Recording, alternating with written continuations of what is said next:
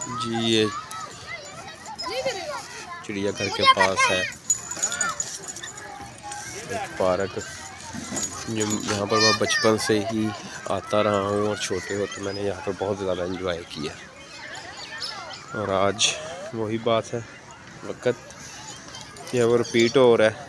और आज मेरी जो है बच्चे जो हैं वो आए हुए हैं यहाँ पर एंजॉय करने। इसी वक्त में हम लोग आते थे यहाँ पर एंजॉय करने आते।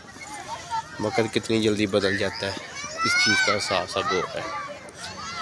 जितना ये अर्शमान है उतना मैं होता था किसी टाइम, यहाँ पर आके जो ले लेता था।